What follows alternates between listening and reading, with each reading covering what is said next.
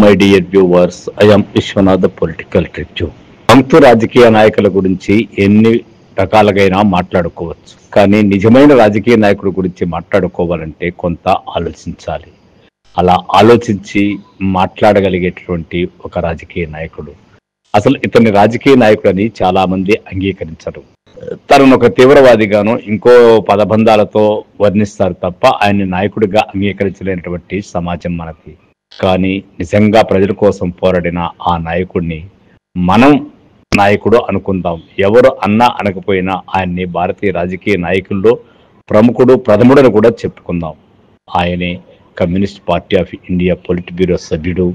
మరణించే సమయంలో అతని తలపై 97 లక్షల reward. Andhra Odisha border special zonal committee head RK ముఖ్య సలహాదారుగా ఉండేవారు.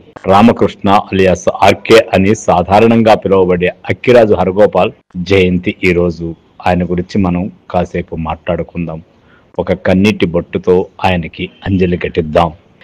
ఆంధ్రప్రదేశ్లోని గుంటూరుకు చెందిన ఆర్కే అసలు పేరు అక్కిరాజు హరగోపాల్. 14 అక్టోబర్ 1958లో పల్నాడులోని తుమ్రుగోటి గ్రామంలో జన్మించారు. వారి తండ్రి గారు కూడా పాఠశాల ప్రధానోపాధ్యాయుడిగా పనిచేశారు. ఆర్కే గ్రాడ్యుయేషన్ తర్వాత ఉపాధ్యాయుడిగా కొంతకాలం పనిచేశారు. 1978లో పూర్వపు పీపుల్స్ వార్ గ్రూప్ యొక్క విద్యార్థి విభాగమైన రాడికల్ స్టూడెంట్స్ యూనియన్లో చేరారు. 1986లో communist party of India Marxist Leninist people's war జిల్లా కమిటీ కార్యదర్శిగా గుంటూరు జిల్లాలో చురుకుగా పనిచేశారు. 2001లో అతను పార్టీ కేంద్ర కమిటీ సభ్యుడయ్యాడు. పీపుల్స్ వార్ మరియు మావోయిస్ట్ కమ్యూనిస్ట్ సెంట్రల్ విలీనం తర్వాత హరగోపాల్ కేంద్ర కమిటీ సభ్యుడిగా మరియు Andhra Odisha border special zonal కమిటీకి ఇన్ఛార్జిగా నియమితులయ్యారు. 2004లో ఆంధ్రప్రదేశ్ ప్రభుత్వంలో మావోయిస్టుల తరపున శాంతి చర్చల మిషన్ కు ఆయన నాయకత్వం వహించారు. 2018లో ఆయన పొలిట్ బ్యూరోకి పదోన్నతి పొందారు. ఆర్కే వరంగల్లోని ఎస్ఐటి నుండి బీటెక్ పట్టభద్రుడు. 1978లో పీపుల్స్ వార్ గ్రూప్ లో చేరిన తర్వాత అజ్ఞాతంలోకి వెళ్లిపోయారు. అతని వద్ద నుండి ₹1 కోటి పైగా రికార్డు ఉండేది.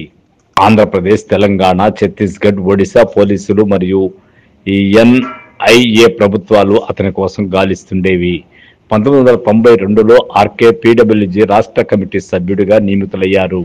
ఆయన ఆ సంస్థ దక్షిణ తెలంగాణ కమిటీ నాయకుడిగా కూడా పనిచేశారు. జనవరి 2000లో ఆయన పీడబ్ల్యూజీ 9వ మహాసభలో కేంద్ర కమిటీ సభ్యుడయ్యారు. తన మెకానికల్ ఇంజనీరింగ్ నేపథ్యం కారణంగా ఆర్కే ఆయుధాలు, ఐఐడీలు, పేలుడులు పదార్థాలు తయారీలో మాస్టర్గా పేరు సంపాదించాడు.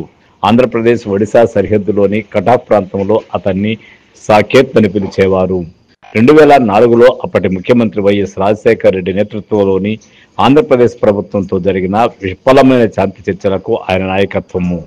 2004 అక్టోబర్ 11 రాత్రి ప్రకాశం జిల్లాలోని చిన్న ఆరుట్ల గ్రామంలో దట్టమైన నల్లమల అడవుల నుండి నాటకీయంగా బయట ప్రపంచానికి కనిపించిన తర్వాత అప్పటి సిపిఐ పీపుల్స్ వార్ గ్రూప్ యొక్క ఏపీ రాష్ట్ర కమిటీ కార్యదర్శి ఆర్కే తన భుజంపై AK-47 ధరించి తన సహాయకులతో కలిసి యూనిఫామ్లతో స్వాగతం పలికారు.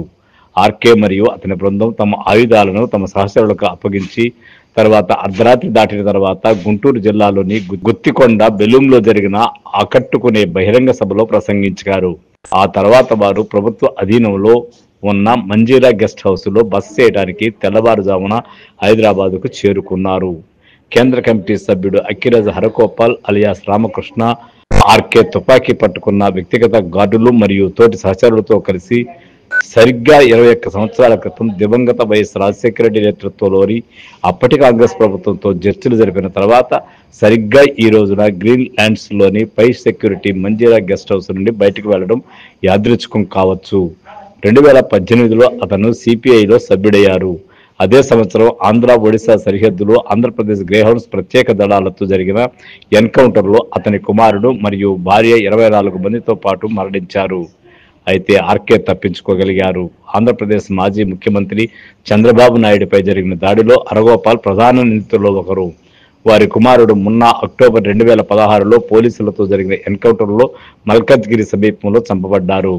రామకృష్ణ గారు ఛత్తీస్గఢ్లోని దక్షిణ బీజాపూర్లోని దట్టమైన అడవులలో ఎక్కడో రహస్య జీవితాన్ని గడుపుతుండేవారు.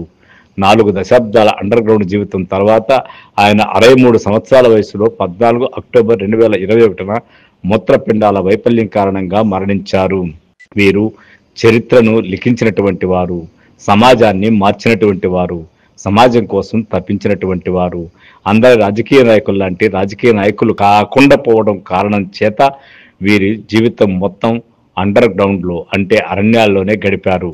అప్పుడెప్పుడో పాండవులు అరణ్యవాసం చేశారు, అంతకుముందు ఎప్పుడో రామాయణం కాలంలో రామలక్ష్మణుల అరణ్యవాసం చేశారని మనం చెప్పుకున్నది విన్నాం. కానీ ఇప్పుడు సత్యం కోసం, సమాజం కోసం, సమాజం కోసం పోరాడిన వారు మొత్తం కూడా అప్పటి రామాయణంలో రాముడిలాగా, ఆ తర్వాత భారతంలో పాండవులాగా అరణ్యవాసం చేసి చివరకు తుది శ్వాస విడిచి ప్రజల కోసం ప్రాణార్పించిన మహా వ్యక్తి Aragopal. Thank you. I'm Vishwanath.